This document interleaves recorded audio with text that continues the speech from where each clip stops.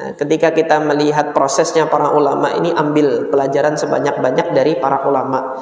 Karena dahulu pesannya guru saya, lihat bagaimana para ulama itu berproses. Jangan lihat bagaimana para ulama itu mengakhiri. Ini pesan dari guru kami, Syekh Abdul Bari Ibn Hamad Al-Ansari.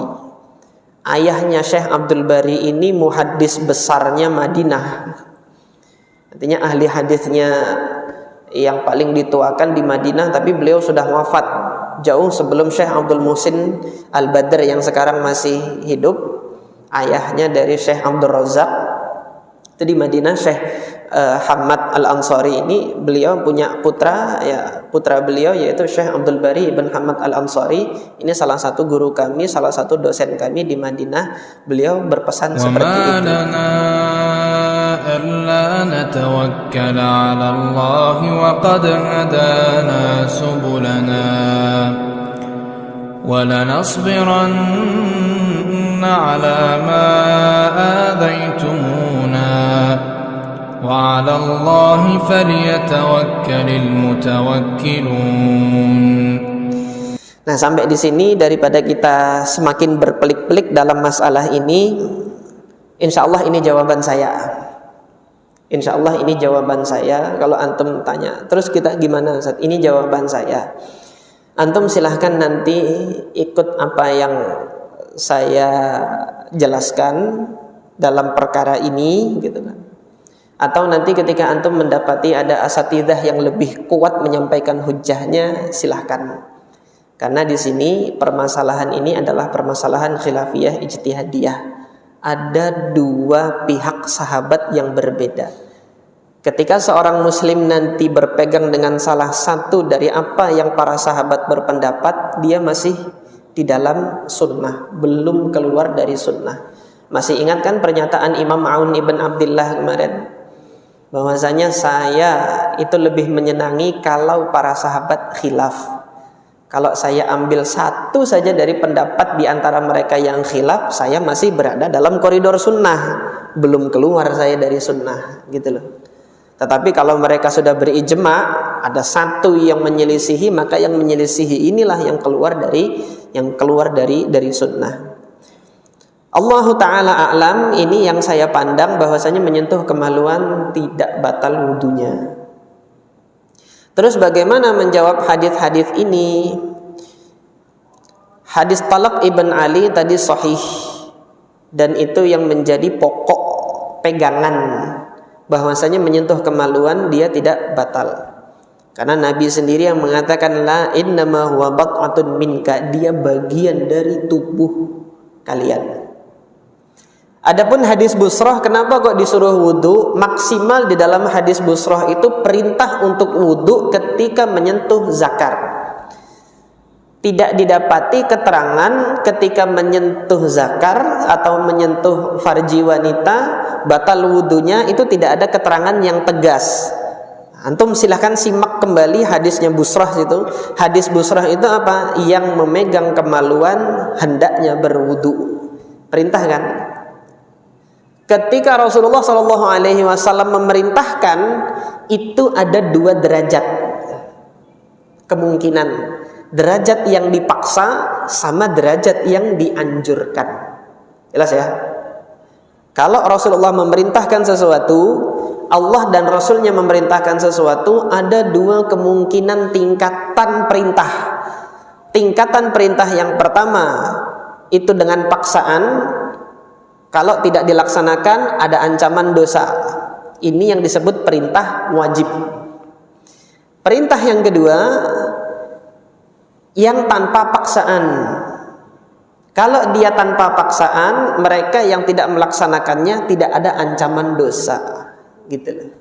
Hanya saja dia nanti merugi, nggak dapat pahala. Ini yang kita kenal dengan istilah sunnah.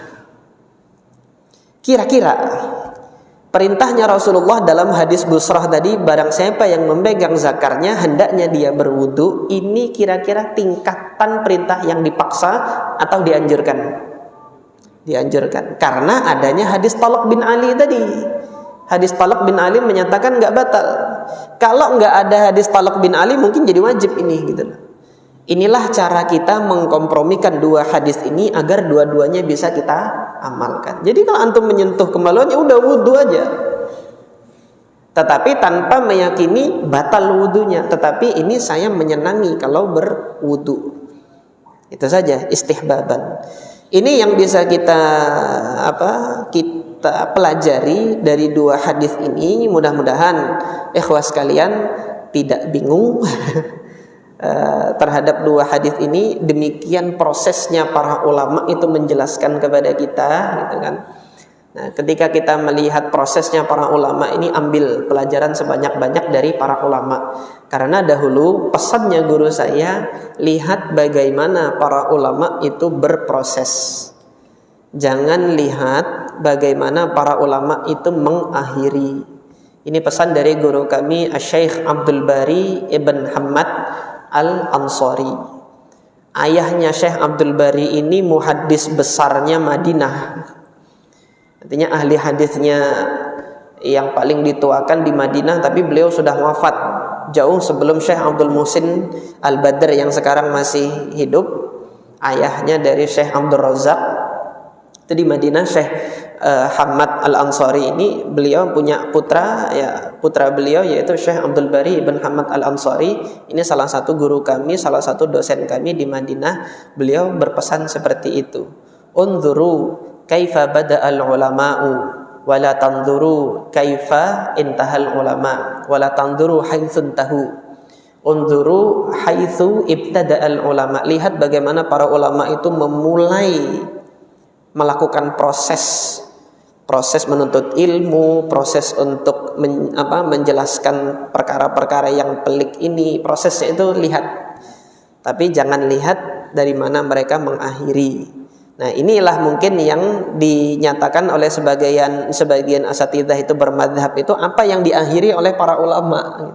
Para ulama berakhir dengan kesimpulan boleh, nggak boleh. Ya udah ambil itu aja. Gimana prosesnya itu masa bodoh nggak dilihat gitu. Nah, ini kita dalam belajar jangan begitu, ikhwan. Kita dalam belajar tidak demikian, tetapi lihat bagaimana proses para ulama itu melihat para ulama itu memahami hadis. Ketika mendapatkan hadis yang demikian bertolak belakang apa yang mereka lakukan, ini kita pelajari satu persatu dan tidak terbatas hanya pada satu metode saja yang diajarkan para ulama, tetapi lakukan komparasi perbandingan juga dengan metode-metode para ulama yang lain. Idh kullun ahlu sunnah, karena semuanya adalah ahlu sunnah.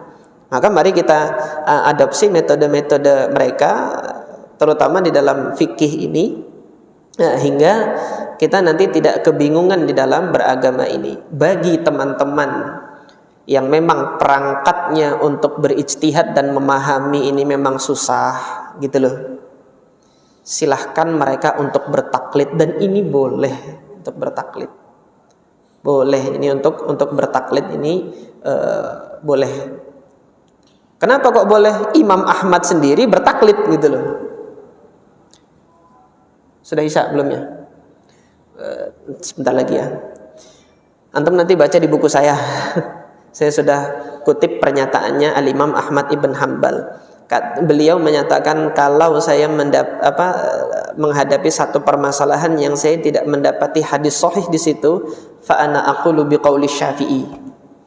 Maka saya berpegang dengan qaulnya Syafi'i. Ini Imam Ahmad loh, taklid dalam perkara yang beliau tidak bisa berijtihad di situ karena tidak mendapati hadis yang sahih di situ.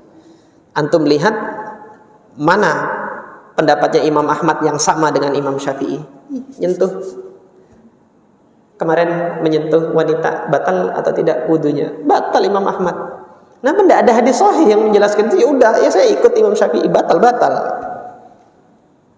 Lah terus yang hidup di zaman ini ketemu sama Imam Ahmad enggak, ketemu sama Imam Syafi'i enggak boleh taklid sama Imam 4, terus taklid sama ustadznya gitu. Waliyadzubillah. Nah, ini yang yang mohon maaf menurut saya kurang mencerdaskan yang seperti ini. Dalam keadaan tertentu ada taklid yang memang diperbolehkan kalau memang nggak bisa ijtihad. Pernyataan yang sama seperti pernyataannya Imam Ahmad bin Hanbal itu disampaikan oleh guru kami bahwasanya Syekh Muhammad ibn Shalih Al-Utsaimin juga demikian. Guru kami Syekh Abdurrahman Asy-Syamrani itu ketika menjelaskan di dalam sesi perkuliahan kami mengutip ungkapannya Syekh Muhammad ibn Shalih Al-Utsaimin, kalau saya menghadapi suatu permasalahan yang saya nggak bisa ijtihad, fa ana aqulu biqaulil Hanabilah. Saya berpegang dengan pendapatnya para sadah Hanabilah, para ulama Hambali. Ya antum nanti begitu. Ini dalam perkara ini misalnya antum bisa melihat hadisnya, antum bisa memahami ini yang saya pegang. Nanti dalam perkara-perkara yang antum nggak dapati hadisnya, nggak dapati ayatnya, bagaimana memahami ayat, bagaimana memahami hadis, antum nggak dapat. Kemudian antum mendapati ada pendapatnya para fuqaha Syafi'iyah, antum ikut itu, silahkan antum ikut itu. Jadi ada pernyataan orang awam itu ikuti dalil, jangan ikuti pendapat mazhab. Kalau ada dalilnya ikuti. Ini kan masalahnya nggak ada dalil, nggak dapat dalil. Terus kemudian dapat dalilnya, bingung mana yang mau diikuti. Terus mazhab mau dibuang kemana kalau begitu gitu. Permasalahannya di situ. Insya Allah mudah-mudahan pekan depan bisa kita dudukkan permasalahan ini dalam konteks bermadhab itu apa sih yang dimaksudkan. Artinya sebagai seorang muslim yang bertakwa kepada Allah Subhanahu wa taala, dalam mendudukan sesuatu itu jangan sampai karena modal benci kita enggak melakukan, atau kita kemudian enggan menolak suatu hal yang benar karena modalnya benci. Allah Ta'ala berkalam dalam surah Al-Maidah itu kan, wala yajrimannakum syana'anu qaumin ala alla ta'dilu. Janganlah engkau jadikan atas dasar perasaan tidak sukanya kamu, bencinya kamu kepada suatu kaum, kemudian kamu berlaku tidak adil. Jangan. Tetap kita dudukan secara proporsional gitu. Jangan gara-gara antum benci sama mazhab Hambali terus semua yang dari Hambali antum enggak ambil. Jangan antum benci dengan seseorang yang dia memusuhi guru antum, akhirnya antum enggak ambil dari yang antum anggap musuhnya guru antum. Enggak. Imam Ahmad dulu enggak mengajarkan gitu loh. Itu saya sampaikan di sini apa di mana ya kemarin? Ketika murid-muridnya Imam Ahmad selesai mengambil hadis dari Imam Ahmad bin Hanbal, Imam Ahmad mengarahkan untuk ambil sama Abu Quraib. Ya, wahai Aba Abdillah, itu Abu Quraib kan sudah ngata-ngatain antum yang enggak benar begini. Ngapain saya ngambil ilmu dari orang yang dia menjelek-jelekan Anda gitu. Loh, gimana lagi beliau ahlinya di situ. Ambil ilmu dari mereka. Nanti antum lihat ada orang yang mentahzir ana gitu kan, terus antum nggak ambil ilmu dari dia, ya jangan juga gitu. Kalau memang dia pakar di bidangnya, ambil manfaat dari orang tersebut. Kata Imam Ahmad, adapun antara diri saya dengan beliau itu Allah sedang menguji kami berdua. Allah sedang memberikan ujian ke saya, Allah sedang memberikan ujian kepada beliau. Ketidaksepahaman antara satu individu dengan individu yang lain itu memang Allah jadikan sunnah. Sunnah apa ya? Untuk ujian. Antum berhenti nggak menuntut ilmu gitu loh. Diem nggak? Akhirnya berlepas diri dari menuntut ilmu kak? Enggak, jangan. Tetap ambil sesuatu yang bermanfaat gitu. Yang memang jelas standar sunnahnya itu sudah jelas, ambil itu. Ini saja mungkin. Subhanakallahumma rabbana wa bihamdika asyhadu an la ilaha illa anta astaghfiruka wa atubu ilaik. Assalamualaikum warahmatullahi wabarakatuh.